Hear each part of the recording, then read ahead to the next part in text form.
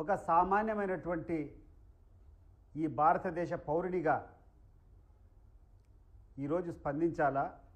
ఈరోజు ఈ యొక్క దేశానికి, రాష్ట్రంలో ఉండే ప్రజలకందరికీ కూడా ఇక్కడ జరుగుతున్నటువంటి విషయాలను వివరించాలా?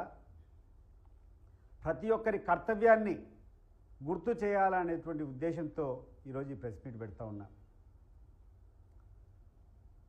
పోలీసులు వ్యవహరించినటువంటి తీరు ఈ ఎన్నికల సందర్భంగా ఒక ప్రణాళికాబద్ధంగా గడిచిన 5-6 రోజుల నుంచి ఒక పార్టీ వారిని టార్గెట్ చేయడం, వాళ్ళ ప్రత్యర్థి పార్టీతో వాళ్ళ మీద దాడి చేసినా కూడా, కేసులు రిజిస్టర్ చేసినా కూడా అరెస్ట్ చేయకుండా పోయినటువంటి వైనం మీరు గమనించారు. పులివెందుల్లో ఈ ఎన్నికల షెడ్యూల్ విడుదలైన తర్వాత, నామినేషన్లు అయిపోయిన తర్వాత సైదాపురం సురేష్ కుమార్ రెడ్డి అనేటువంటి వ్యక్తి శ్రీకర్ కళ్యాణ మండపంలో ఒక పెళ్లి కార్యక్రమానికి పోయినప్పుడు అతని మీదికి ఒక 30-40 మంది తెలుగుదేశం పార్టీ కార్యకర్తలు కేవలం భయాన్ని సృష్టించేదానికి ఆయన మీద కూర్చొని దాడి చేశారు, విచ్చలవిడిగా కొట్టారు. ఆ కంప్లైంట్ రిజిస్టర్ చేశారు. కానీ వాళ్ళ మీద ఎటువంటి చర్యలు తీసుకోలే. స్వేచ్ఛగా వాళ్ళకి ఎట్లా కావాలంటే ఎట్లా వదిలిపెట్టినారు. ఆ విషయాన్ని నేను స్వయంగా ఎస్పీ గారికి కంప్లైంట్ చేసి, కడపకు పోయి ఎస్పీ గారికి కంప్లైంట్ చేసి వీళ్ళ మీద యాక్షన్ తీసుకోవాలని కోరినప్పుడు న్యాయం చేస్తామని చెప్పి ఎస్పీ గారు చెప్పారు. సరే అని చెప్పి నేను కడప నుంచి బయలుదేరి వేంపల్లెకు సగం దూరం రాకముందే ఈ వ్యక్తులు ఎవరైతే ఆ ముందు రోజు సైదాపురం సురేష్ కుమార్ రెడ్డి ఇతరుల మీద దాడి చేశారో వాళ్ళకి ఇంకొక 10 మంది కలిశారు.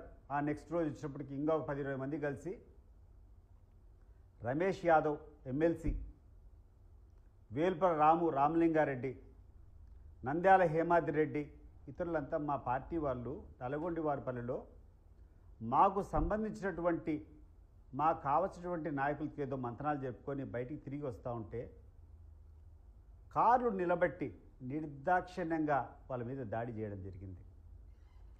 దాడి చేసిన తర్వాత వీళ్ళు కార్లలో నుంచి దిగకుండా ఉంటే కార్ల మీద పెట్రోల్ పోసి కార్లు కాల్చే ప్రయత్నం చేసేటప్పుడు వీళ్ళు ఎందుకన్నా ఇట్లా చేస్తారని చెప్పి కారు దిగినారు. విచ్చలవిడిగా సంపండ్రా అని చెప్పి వీళ్ళ మీద దాడి చేస్తే ఆడినటువంటి గ్రామస్తులు, ఈ లోపల ఆడోళ్ళు వీళ్ళందరూ కూర్చొని పరిగెత్తుకుంటూ వచ్చి వీళ్ళని రక్షించగలిగినటువంటి పరిస్థితి ఉంది. మళ్ళీ ఒక 10-15 నిమిషాలకు పోలీసులు వచ్చారు. పోలీసులు కూడా వాళ్ళ యొక్క ఆ సంఘటన ఇంకా పెద్దది కాకుండా ఆపినారు. దీన్ని నిస్సిగ్గుగా ఇప్పుడున్నటువంటి డిఐజీ ఈరోజు ఇన్ని అనార్థాలకు, ఇన్ని అక్రమాలకు కారణమైనటువంటి ఒక డిఐజీ దీన్ని కూర్చొని మాట్లాడతాడైనా, మేమే లేకుండా ఉంటే తలలు లేచిపోయేటివి, వాళ్ళకేం పని, పత్యాపారం చేయని పోయినారా? ఇవి ఒక డిఐజీ మాట్లాడినటువంటి మాటలు. సభ్య సమాజం సిగ్గుతో తలదించుకుంటుంది. డిఐజీ గారు, మీరు మాట్లాడినటువంటి మాటలు, మీరు వ్యవహరించినటువంటి తీరు చూస్తే ఈ నాగరిక ప్రపంచమంతా అసహ్యంతో తలదించుకునేటువంటి పరిస్థితులు ఉన్నాయి. నీ పోలీసులంతా తలదించుకునేటువంటి పరిస్థితులు ఉన్నాయి.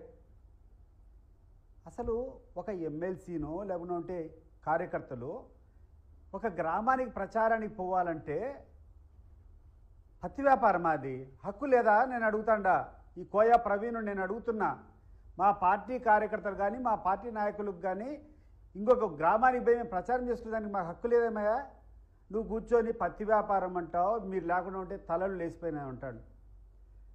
నిజంగా నీకు చెప్తున్నాను కోయా ప్రవీణ్ గారు, సిగ్గుతో తల దించుకోవాలి. నువ్వు, నీ పోలీసులు అనేవాళ్ళు ఉంటే, నీ పోలీసులు న్యాయము ధర్మము, ఎవరికైనా అన్యాయం జరుగుతుంటే మేము ఉంటామనేటువంటి ధైర్యము, సంఘ విద్రోహ శక్తులకు కానీ లేకుండా ఉంటే రౌడీలకు కానీ మీరంటే భయం అనేది ఉంటే ఈ సంఘటన జరుగుతుందా? కూతవేట్లో నువ్వు 10 నిమిషాల్లో మేము చేరుకున్నామని చెప్తున్నావే, నువ్వు 15 నిమిషాల్లో నువ్వు పక్కనే ఉండగానే ఈ రకంగా వాళ్ళు దుండగులు వచ్చి దాడి చేస్తానంటే ఇది మీ అసమర్థత కాదా అని చెప్పి నేను అడుగుతున్నా. నీ అసమర్థతను నువ్వు సమర్థతగా చూపించుకుంటావు ప్రపంచానికి. అది అయిపోయిన తర్వాత నిన్న ఎన్నికల నిన్న ఉదయం 4:30 నుంచి, అంటే ఆ ముందు రోజు అర్ధరాత్రి నుంచి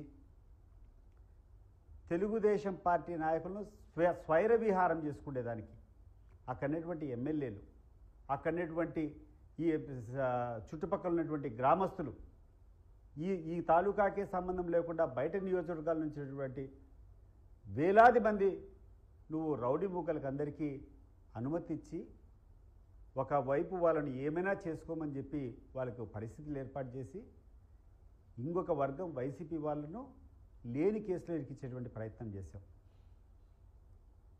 అసలు ఎక్కడైనా ఒక చిన్న సంఘటన వాళ్ళు దాడి చేశారు, మా వాళ్ళు త్రుట్లో తప్పించుకున్నారు, దాన్ని కూర్చొని నువ్వు మేము తిరిగి దాడి చేసినట్టు, ఆ దాడిలో ఒక షెడ్యూల్ క్యాస్ట్ అబ్బాయికి దెబ్బ తగిలినట్టు, ఎస్సీ ఎస్టీ అట్రాసిటీస్ కేసు 4-5 మంది మీద పెడుతూ మరి ఇతరులని చెప్పి నీకు ఎట్లా కావాలంటే అట్లా లిస్టును పెంచుకుంటా పోయినటువంటి వైనాన్ని సిగ్గుపడ్డం లేదా? ఒక పోలీస్గా నువ్వు ఒక పోలీస్గా సిగ్గు లేదా నీకు అని చెప్పి నేను అడుగుతున్నా. ఇంత దరిద్రంగా పోలీస్ వ్యవహారం చేసేదానికి ఒక ఐపీఎస్ ఆఫీసర్ ఉండాలనా? నువ్వు జవాబు చెప్పాలా. ఇంకొక విషయం ఏంటంటే, పోలీసులు ఎవరైతే కేసులు పెట్టారో SC ST act SC ST atrocities కింద ఎవరి మీద అయితే బుక్ చేసుకొని స్టేషన్లకు తీసుకొని పోయి పెట్టారో వాళ్ళల్లో కొంతమంది ఈ సంఘటన ఏదైతే వాళ్ళు చెప్తున్నారో జరిగిందని ఆ సమయంలో పోలీస్ స్టేషన్లో ఉన్నారు. ఈ పోలీసులే కూర్చొని మీరందరూ బైండ్ ఓవర్ కావాలంటే వాళ్ళ బైండ్ ఓవర్ కోసము పోలీస్ స్టేషన్లో, పులివెందుల పోలీస్ స్టేషన్లో ఉండేటువంటి వాళ్ళ మీద పోలీసులే కూర్చొని ఎక్కడో సంఘటన జరిగిందని బిల్డప్ ఇచ్చేటువంటి కేసు నిజంగా ఏమని చెప్పాలనో కూడా